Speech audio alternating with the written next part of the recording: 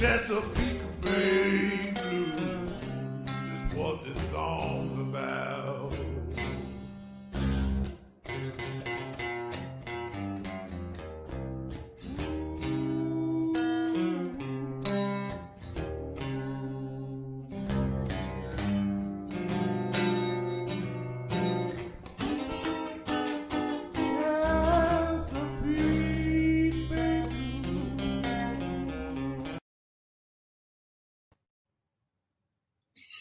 What's going on, everybody? Crazyhorse here, and this will be episode 3 of season 3. We're so glad to have you.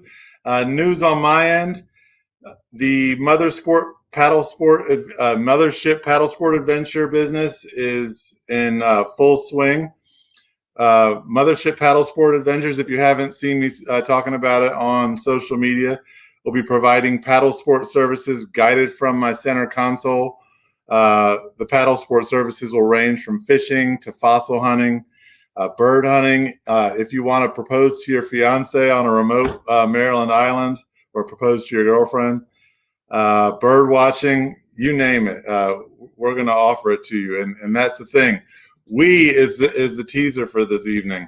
And I'm going to leave it at that, but there's an exciting collaboration that I can share at a later date, but I'm not quite ready to share that yet. But we are in heavy planning. The logo, the website, booking, merchandise service is all in production. And also coming very soon, we'll have a raffle tickets for sale for a very reasonable price the winner of which will get one of the very first trips on Mothership Paddle Sport Adventures.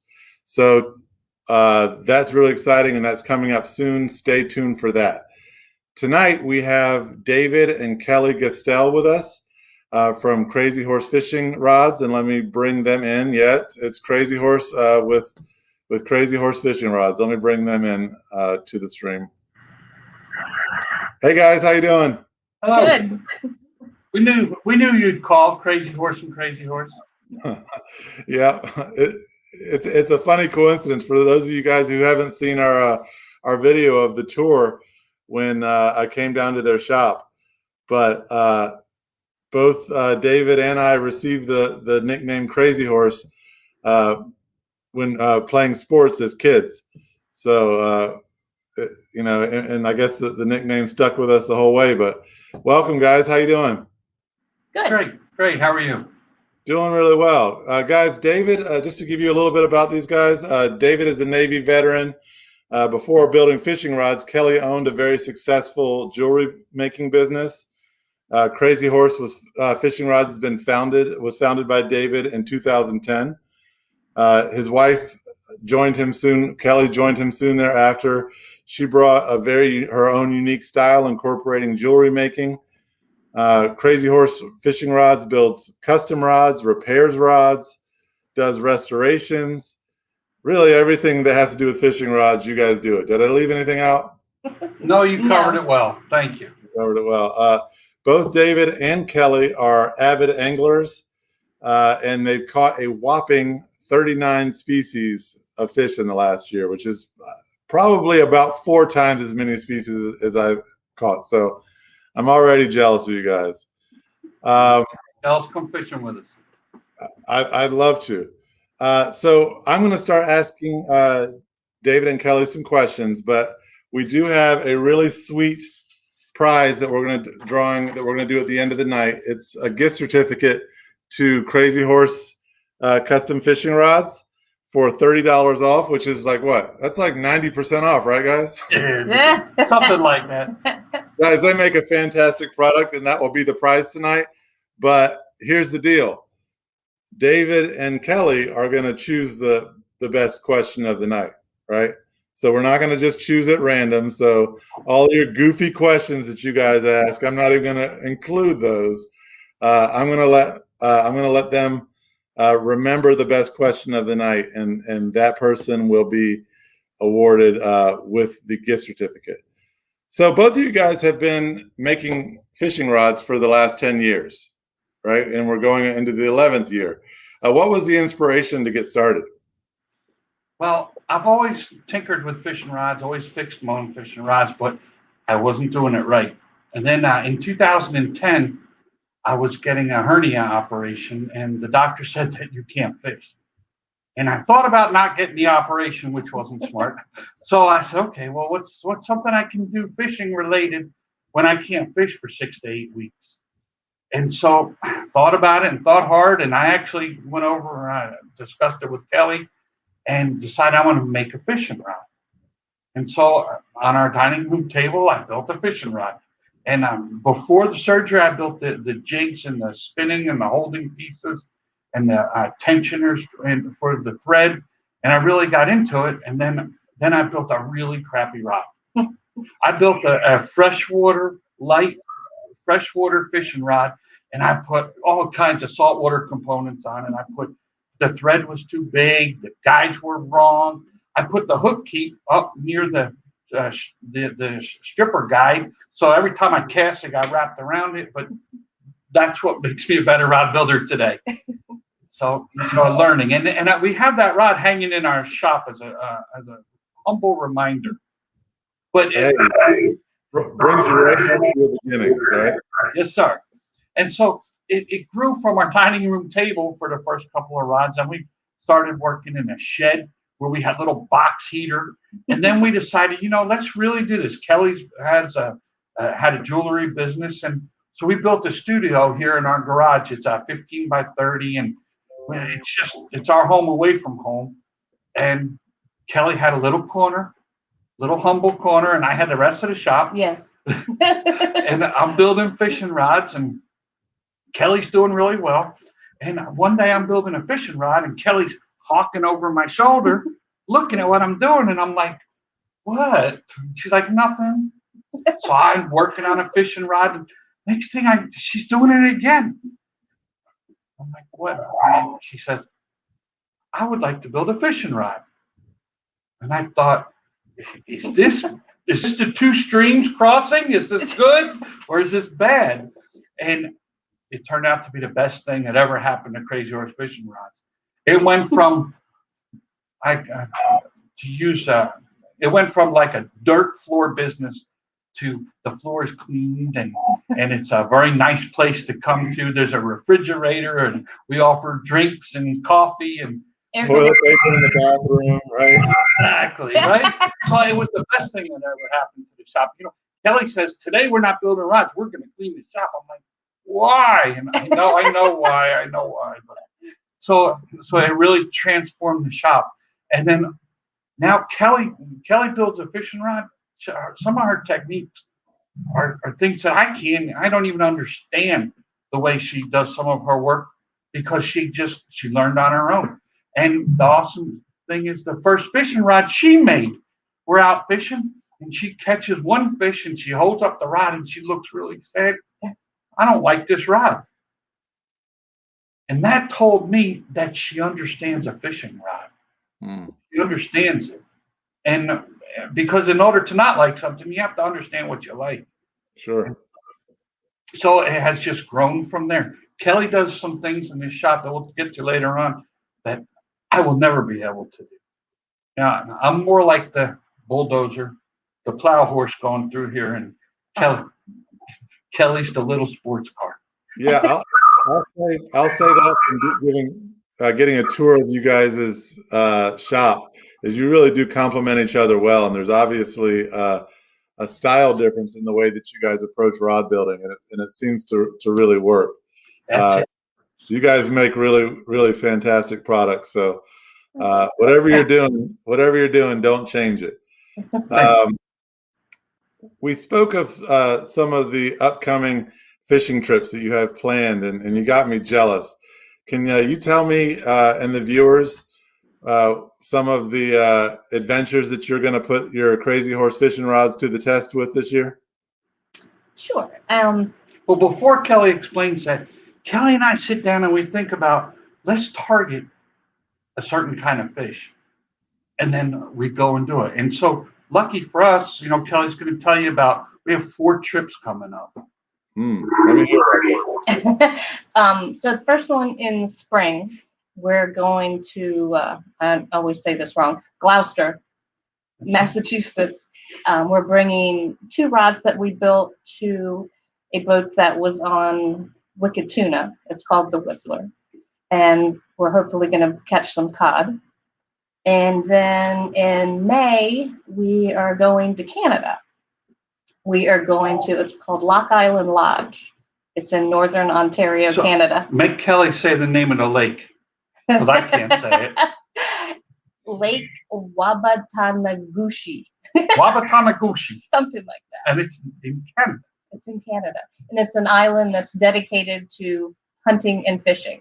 So we will be targeting walleye and northern pike. That's really it. Like with a name like that, I would hope that the fish would be like Nuga Kamalali. You know, but you're like, we're gonna go catch a bass. Oh, walleye northern pike. I mean, that's cool. And a big. That is cool. Pike. That is cool. Yeah. Big pike. Sorry to interrupt you. Yeah. That's okay. That's okay. And then in July, we're going to Oswego, New York, on Lake Ontario. And we are going to be on Captain Jimmy's boat. It's Ace Charters. And we're going to be catching king salmon and coho salmon. And then later in the summer, we will be going to Pennsylvania on the Juniata River, and we will be targeting smallmouth bass. Man, it sounds awesome. I'm so jealous. So you guys have all different sorts of species that you're targeting with this, and that sort of leads me to my next question, because for each species, you need a different kind of rod, right? Or with different elements to it. Kelly, I know that this is something you specialize a lot in, but and it's been something that I've had to slowly learn over the years, and I think you could probably help some of our viewers learning curve a little bit. If you tell us a little bit about the difference between the action and the power of a fishing rod.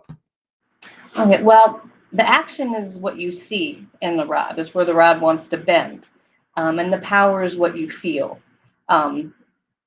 Action is like a fast action rod will bend in the top third, and a moderate to medium action rod wants to bend midway, and then a slower action rod bends in the lower third and a little bit into the handle of the rod. And the power, the stiffness that the resistance a rod feels when it's bending, usually is described by an ultralight rod, a light rod, medium heavy. But the more you fish and the more you use the different rods, the more you figure out what you like. We like to say that it's like what you think is pretty and what I might think is pretty are 2 totally different things. Right. So to put it into terms that, because that whole light, medium, and heavy action, you actually just taught me something in terms of the tip, middle, and base of the rod. So, for example, a trolling rod, right? What action and power is that generally going to have? Well, that would be a little bit faster action. So it would be the rod would bend more towards the top 1/3 of the rod. All right, like a little crappy rod, an ultralight rod, would bend, the whole rod bends, so the bend is really down in the bottom 1/3. So that would be ultralight or light. And so when it comes to the action on a fishing rod, you can really measure it by they usually measure by the breaking a rod into thirds. But when you talk about power, there is no real measuring tool. Like Kelly said, it's like the term pretty. It's just everybody has a different definition. And rod power. Yeah. Well, you could have two rods, 2 different brands of rods. They could be described the same way, yes, but they're not going to feel exactly the same. So it's kind of what you like. Thank you for that. So that's why we fish for so many different species, because we always bring our own rods. And so we want to be able to kind of know what we're talking about. if somebody says, I want to go and catch a big eye tuna versus a bluefin tuna, a a larger tuna, yellowfin or bluefin. We have yellowfin rods and bluefin rods. And you think a tuna rod is a tuna rod. Even a smallmouth bass rod and a largemouth bass rod, there's, we have what we consider differences, and we would show you a customer can feel it and make their own determinations. Got it.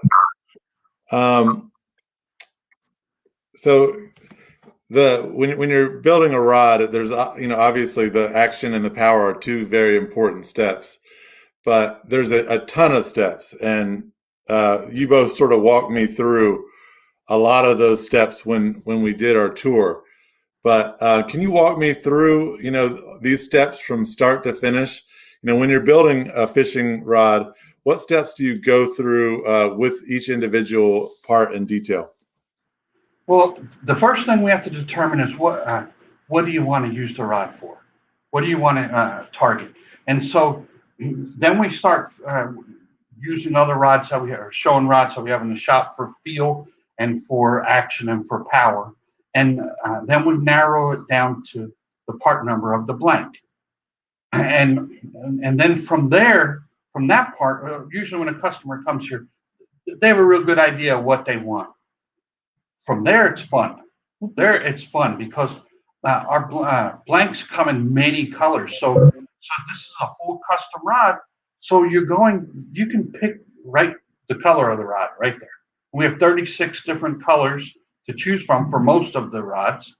And then we start at the bottom of the fishing rod. We start at the butt.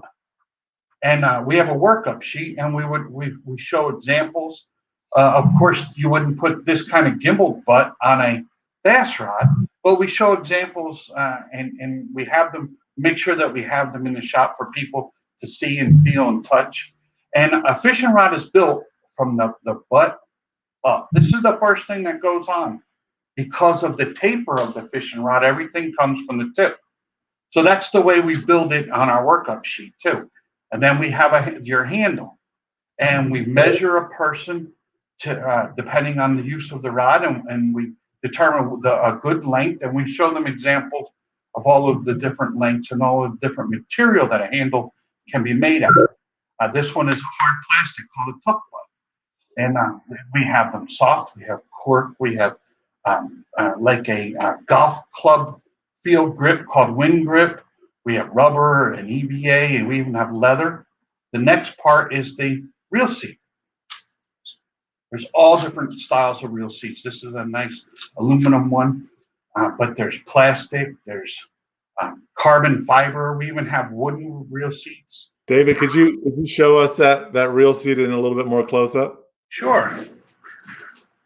This is a reel seat for a trolling rod. So this is all aluminum, and it has carbon fiber in the inside. It's pretty cool. That's great. And then the part in front of that is called the foregrip. And these come in every length. Even they come in length of 0. If you go look, you can buy a rod without a foregrip nowadays. It's a new fad. But some people are trying to make rods lighter. But we've made 1-inch ones. We make 14-inch ones. It all depends on the desire and application. And then in front of there is this little thing called the winding check. And that's a part of a fishing rod that every fisherman has on their fishing rod. And most of us didn't know what that is, don't know what that is. It's called a winding check. And we have them in about 10 different materials, about 50 different colors and styles and shapes. And it's an accent, but it also transitions from the rod. It fills the gap created inside around here. And this one is rubber. And so next time you look at your fishing rod, you'll see that. And then there's many different styles of guides. Guides come, this is a roller guide, we all know, but there's many different styles, many different colors. And I have a little lesson that the first guide, the guide closest to your reel seat, is called the stripper guide. That's my favorite guide, by the way. But It's the stripper guide. No, so sorry. That's my little secret. Family show. So, but it's the real name of it. It's the stripper guide. And then you have transition guides, and then the guides that are The always, line stripper, not because it's the guide that makes you take your clothes off, right? it strips the line from the real. What are you thinking? I had no idea. Kelly likes to say it's one you can touch and not get sparkle. No sparkles, no STDs. Okay.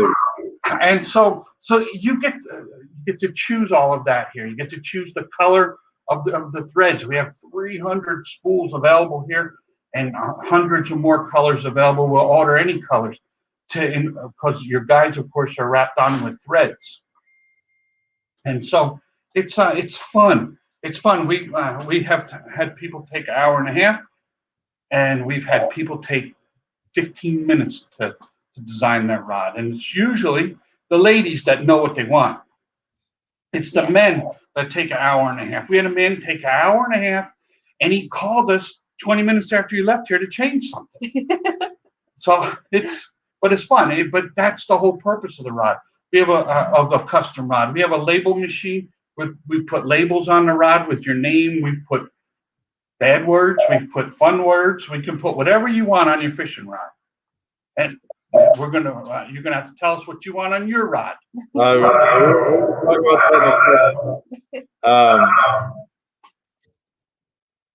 Hang on just a second. So you sort of walk us through the building process. When I was at your shop, I saw a lot of the kind of smaller, finer details that Kelly really specializes in. Well, I'm not going to spoil it, but Kelly, can you sort of talk to us a little bit about the marbling and some of the other small things that you do to add your special touch to the rods? This is, if I can see it, a little example of marbling. I know it's hard to see it. No, we can see that pretty well. Okay. So what is that? I take the epoxy that we coat our rods with, It goes up the epoxy that goes on the guides. and I mix it with little powdered pigments. And if I'm going to coat over a guide, I put one layer with a color, and then I mix more epoxy, and I mix up little colors, and then I use an instrument and just pick up little pieces of it and make little swirls, and then watch it as it spins in my lathe change into marbling, and I swirl more. No two ever look exactly the same because I can't create the same exact marbling each time. That's not like those Easter eggs when you were a kid that had those plastic wrappings on them. It's not like wrapping paper. No. Yeah. Each little pixel of this, I guess if you're going to call it that, is like it's painted essentially, right? Yes. It's It hurts fun. my head. I can't do it. No. It's fun. It's creative. Well, it's why you guys make such a great team. And guys, I think this was so cool. And pardon me if I'm going off a script, and don't get too mad at me. But Kelly, you also put these little, trinkets, these little jewels. And one thing I know David has done is he's put a feather right in there and laminated that in the base of the rod. Do you have anything like right on hand that you can show us as an example of that? Sure. This is a feather. This is a real feather. I like to put feathers in the rod. It's you can't even feel it. It's in the epoxy, and we try to match the feather to the colors in the rod. You talked about that Easter egg shrink stuff. Yeah. Inside of here is a mother of pearl abalone shrink that goes on. Rod building goes to the kitchen. We take this rod inside and we put this shrink on, and we put boiling water on it With a turkey baster. It has to be really hot, and then it shrinks on. And we have, of course, pre-measured where all the guides go. And then we mount the guides and wrap over that. And so that it's another technique. And then Kelly, puts her jewelry on these fishing rods. It's some really cool If stuff. they want it, if they want. Now, I want to edit David's statement. He said he puts her jewelry on it. I don't think she's putting her personal jewelry collection No, on it. there's No, sir. little charms like this. There's a mermaid on this one, but we have all kinds of things. Some people like them. Some people would rather have a feather Yes. or whatever they want, whatever we can do for them. We have rods here with shark's teeth on them. This one might be hard to see because it's black on black, but this is a Calvert County flag. And this right here, that is a real shark's tooth that I found in Calvert County to top off the Calvert County rod. I know one viewer for a fact is very interested in that right now. But that's really cool. Was that a shark tooth that you found, David, or the? Oh, yes. No, I made sure it was one that I found. We actually entered that one in the county fair. See, this is why I really appreciate what you guys do. I like to consider myself a creative as well. I mean, in terms of just the way I build this channel. I mean, it's all stuff that I've done, and you guys clearly, have that same approach when it comes to the work that you do, in terms of making sure that it has your touch on it, which I just think makes it really special. Well, thank you for that. Yes. So most people that have watched this show evolve know that I generally ask people for their craziest fishing story. And while you guys, I'm sure, have plenty of plain old, not plain old, but interesting fishing stories, I wanted to know if you had one that was like more about like the rod building, like the craziest fishing / rod building story. If you had one of those you could share. I hope I'm not putting you on the spot. No, it's what comes to mind is our son, he used to have a girlfriend, and she was from China. And she invited us to her house for Chinese New Year. And if you know me, I don't go anywhere any time of the year without a Crazyhorse fishing rod. They're mounted in the roof of my truck, and so we get there, and of course, I'm thinking about fishing anyway. But so she tells us this story. She said, "Oh, I bought some tilapia on the internet." She said, "Oh, they were so cute, so cute." She said, "I got like 50 of them. They were 1 inch." And she said, 2 weeks later, I had to buy a bigger fish tank. She said, I bought a 20-gallon. She said, a month later, I bought a 50. She said, now look, it's a 250-gallon fish tank in her living room. And it's built that you can't see anything in it. And she says, there's big tilapia in there. And wow, that's crazy. And she says, yeah, I get a net and I scoop it out and I take it in the kitchen and I cook it. She says, but I always wanted to catch one with a fishing rod. So wait a minute. I said, she had a cat. I said, you got any dry cat food?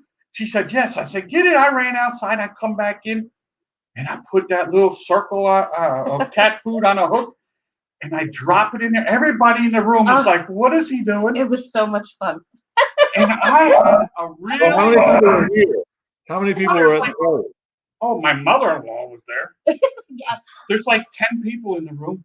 And here I am fighting a fish in the living room. And it's splashing all over the place. And I pulled out a 12-inch tilapia right out of the fish tank in the living room. Nobody even knew there was fish in there. Did it fall on your mother-in-law's lap? I hope. It was catch and release. So everybody that wanted to was able to catch one.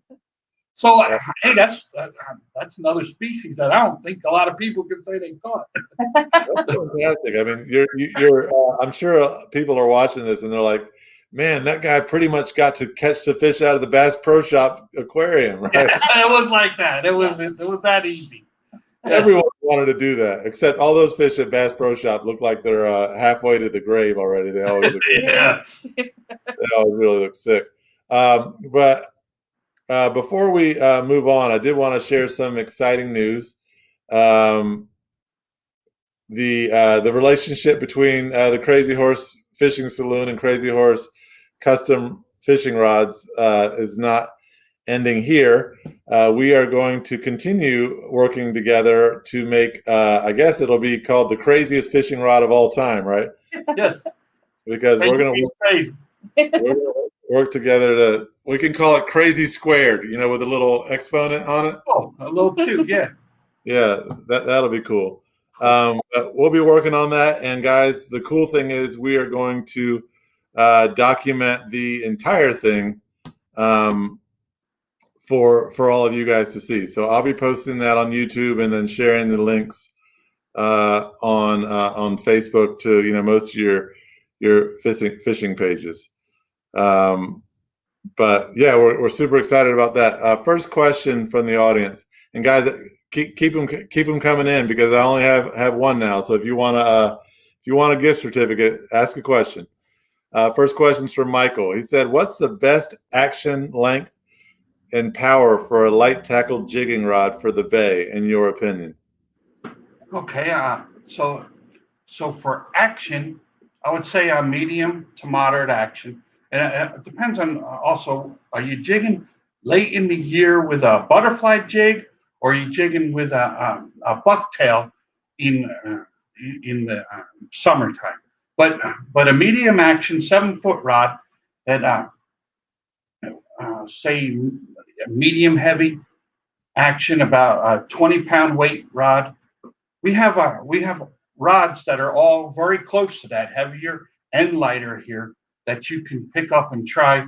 And we've had many people go out in their yard and cast them, to see, bring your favorite lure. And we have a rod here that you will fall in love with, that we can replicate in the colors and scheme and decor that you want. Awesome. Michael's trying to win something tonight. What's the rod build you guys are most proud of, and do you have it in the shop so we can see it? The one that we're most proud of, really, we each built a rod for the Wicked Pissa, which is the boat on the Wicked Tuna. And so we're proud of that because we can say we really have rods on TV. Yeah. We're friends with Rick Schraft, the mate on the Wicked Pissa, and we have met Paulie, and it's just cool to be able to say. So that's what we're most proud of. But we have a rod here that is for a boat called the Whistler, which is another boat that was on season 4, and it was actually the Pinwheel. And he bought the boat from Tyler, this boy Kevin, and that rod is right here. This is a 130 unlimited rod. This rod has Winthrop roller guides on it. These guides. Where's the stripper guide? This is the stripper, the one I touched first, man. Stop touching it that way, man. I want to touch the stripper on your rod. This is okay. But the guides on this rod cost more than most of our custom rods complete. But this is a 130 unlimited rod with an 80 tip. And so this isn't even all of it, because it's the butt for it is over in the corner there. But very proud of this rod. This is the rod we're taking in April up there to the boat to go fishing. That looks like a dinosaur, man. That's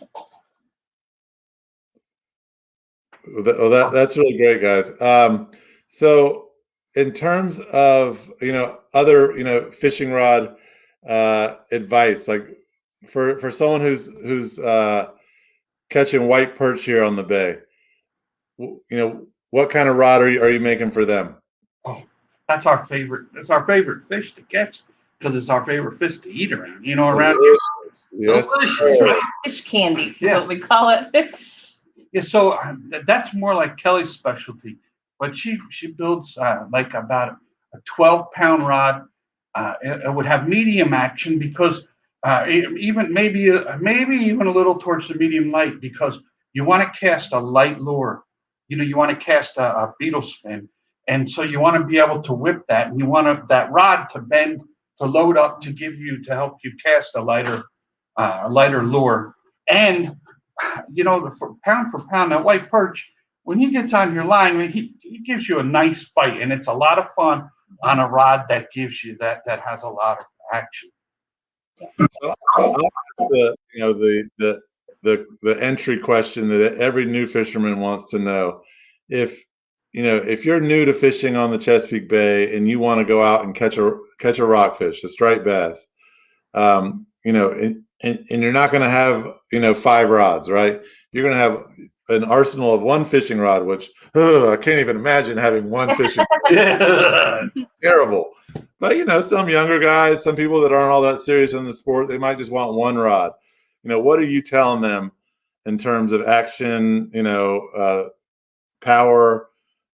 Well, if it's somebody like that, which we get those kind of customers, somebody like that, I like to lean towards a stronger rod, a rod that is going to be able to handle that occasional stingray that we have all hooked into. You're bottom fishing with a high-low rig, and you're using bloodworms, and you're catching white perch all day long, and little spot and croaker maybe, and all of a sudden that stingray comes along. If that rod is not and that person is not prepared for that, the rod might not be able to handle it. And the same thing now with these catfish that have moved in. You could be happily catching white perch, and all of a sudden you could hook into a 3 or 4 pound catfish that might ruin that rod. Mm-hmm. And I like to teach people that there's there are many things built into a fishing rod that to help you not break the rod and not break the line. The drag on your fishing reel, you have to adjust that right so you're not going to break the rod. Your arms help you not break that rod. Your arms are shock absorbers. The rod itself, the stretch of your line, the strength of your line.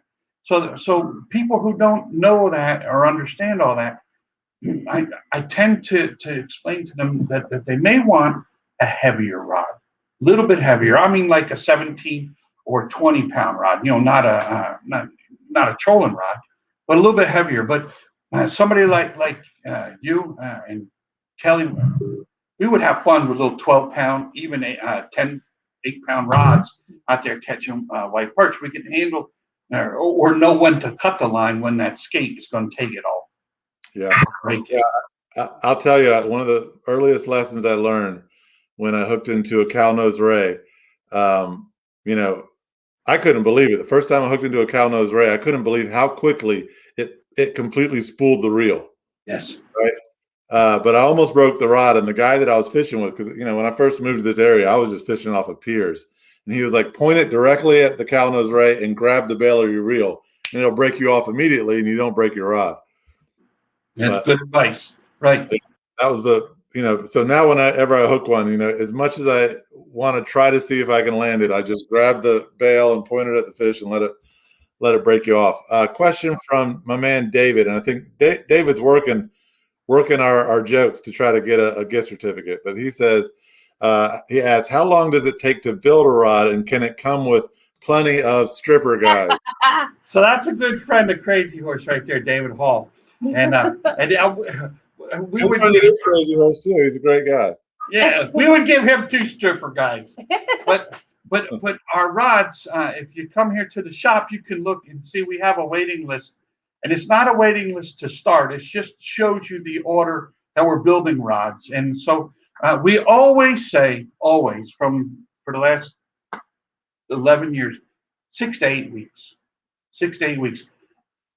I would have told you that it has never taken 8 weeks, except we have 2 rods here right now that were ordered in November 22nd that we still have not received parts for. And we can track them. They're in somewhere in Maryland sitting there.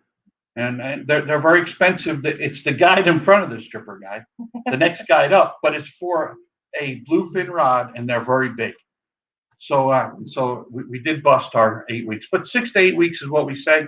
And that way we build most of them in 4 to 5, and then we're heroes. So 4 to 5, David, come see us, buddy.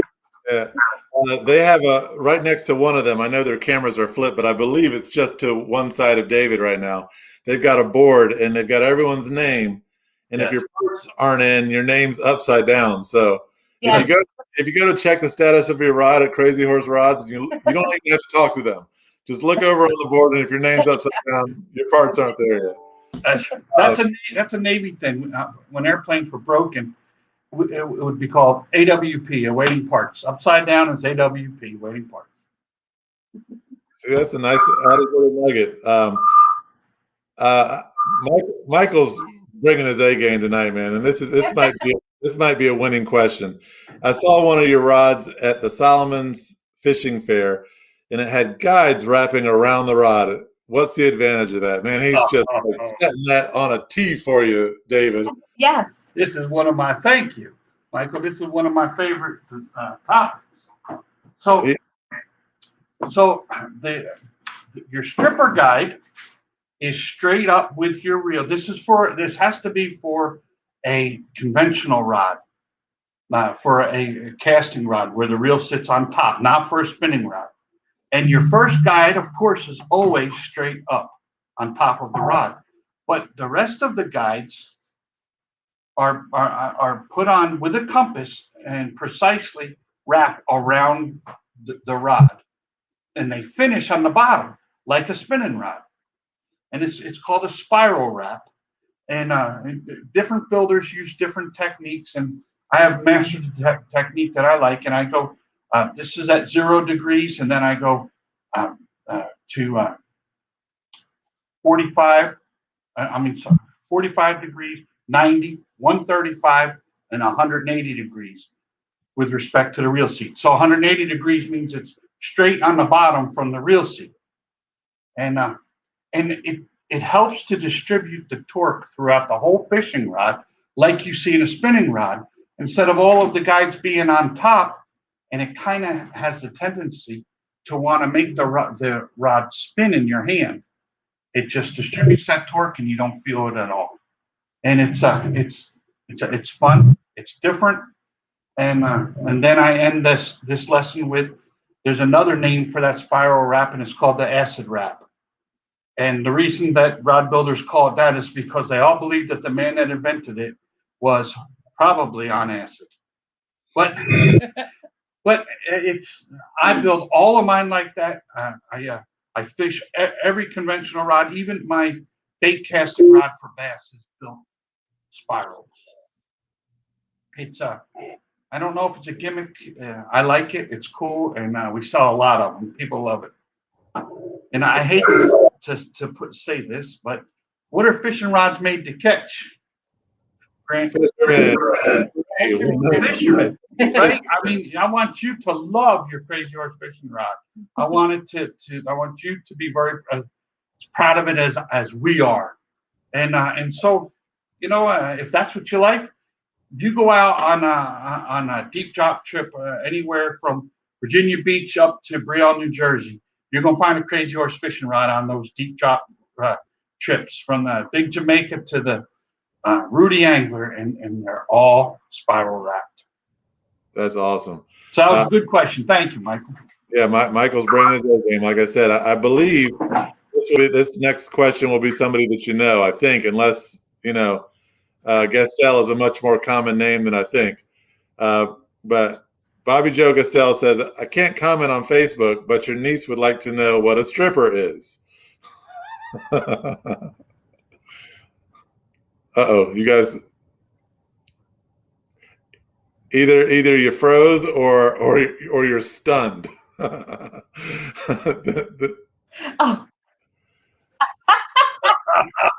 A little bit of both. Yeah, right. And the next, that was a lead-in to her asking, what rod took you the longest? I'm guessing Bobby Joe's a female, right? What rod took the longest? Bobby Joe's my sister. Got it. Well, your sister asks. Your niece apparently, wants to know what rod took you the longest to build. And this will be the last question before we do the one giveaways. Okay, well, that's probably the rod that I spoke about earlier. It's that we have 2 bluefin tuna rods that we're building. A gentleman ordered at the end of November, and we still have not. We're missing 2 guides for each one of the rods that we still haven't received yet. So that's a long time. That's 2 months, a little over 2 months. So I called the company this morning, and they are overnighting new parts. They're going to consider the other ones lost. So the longest route it's ever taken you guys to build is 2 months. Yes, sir.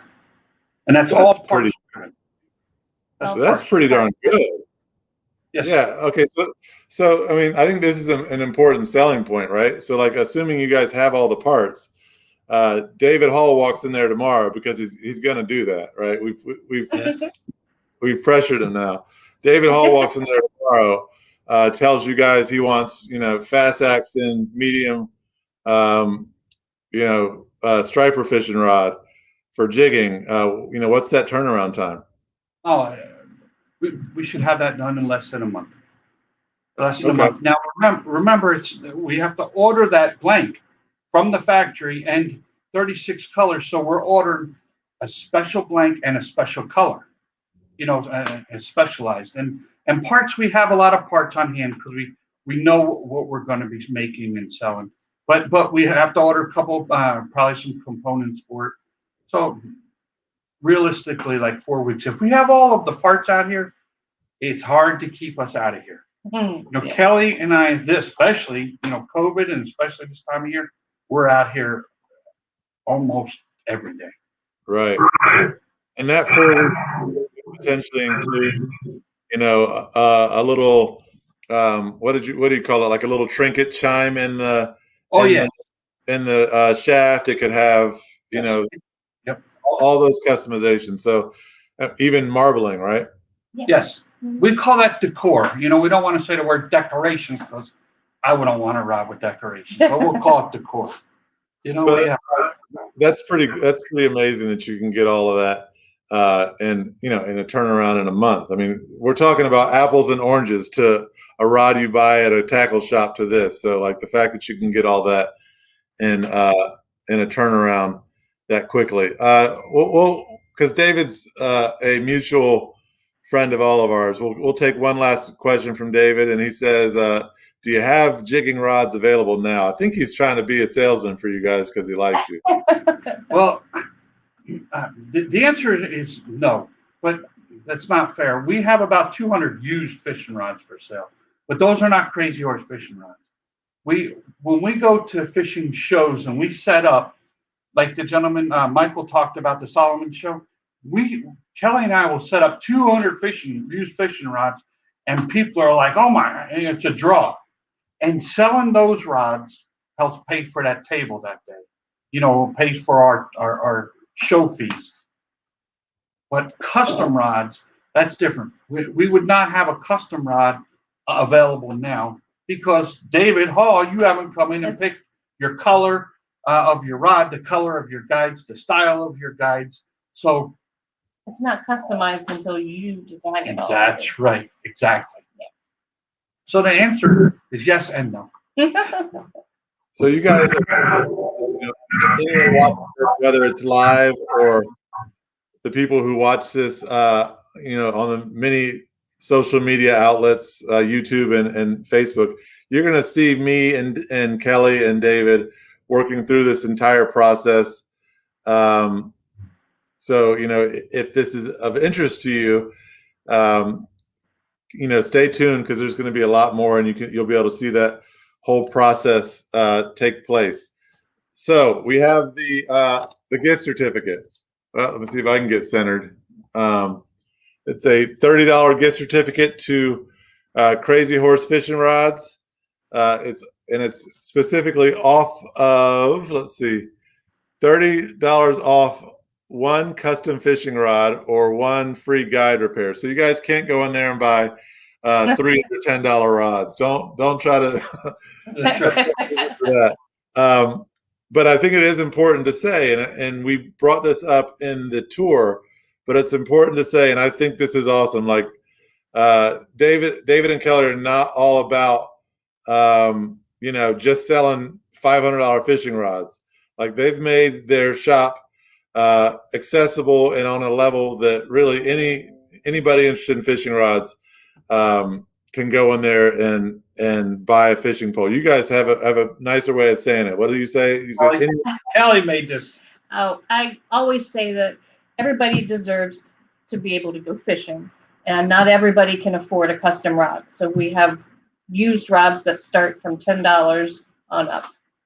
So everybody can fish. You guys go in there and $20 fishing rod. You're supporting local, right? You know, you don't go to Walmart, right? You don't have, you can go to these guys and spend way less, or you can buy, the primo nicest thing that you could never find even at your nicest tackle store.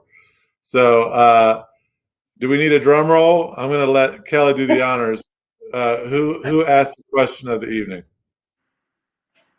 Michael. Yes. David Hall, he gets an honorary hug. Yeah. And Bobby Joe gets 2 hugs. Okay. Yeah, there you go. You're in here right now, bro. You're in here, right here. I'm hugging you. Elena's going fishing with us to Oswego, so she might get a fishing rod, a custom rod for that trip. Our niece who was asking questions. Yes. She's going with us to Oswego. Yes. If she's still watching, I'm sure she's got a big smile on her face. She might. But Michael, I believe you and I are Facebook friends already. If we're not, just send me an ad and give me your address that way. Yeah, Michael's been putting in work for the last few weeks. He's asked probably more questions than anyone. So I'm glad that it finally worked out for him. This is a sweet gift certificate. Guys, support local. I know it's really tempting to go on Amazon or Walmart or stuff like that. But, if you want artists like Kelly and David to keep doing what they're doing, you got to support these people. I think what we've gone over tonight, pretty much gives you that option to do that, even if you can't afford, that $500 fishing rod. But they're not even all 500, right? You can do our custom rods are way less than that. Yeah. Our custom rod starts at $320. Yeah, and they go up even higher than that. But you get in on a custom at $320, and you guys have a lot of used rods for less than that, right? A lot less, yes, sir. Absolutely. And don't forget, if you guys have a nice St. Croix or something that's sentimental to you guys, that's got a broken tip on it or something, I mean, they can take care of that for you guys as well. But David, Kelly, anything else? Any final words you want to add for us? No, we want to make sure that we thank you. Thanks. Yes, thank you. Thanks for having us on, and Crazyhorse meets Crazyhorse. Yeah, I think that's what the rods, the custom rod that you and I are going to work on is going to be called. It's either going to be Crazy Squared or Crazyhorse Squared. I think I'm going to go with Crazyhorse Squared. Cool. We'll put that on the rod near the stripper. That's right by the stripper. Thank you. I'm going to need a really nice pink guide ring on the inside of my stripper guide. All right. No, you guys are taking that way too far. I'm just saying, no, I'm not going. We're not going there. All right, guys, thank you so much for coming on. For all you guys all the viewers, thanks so much.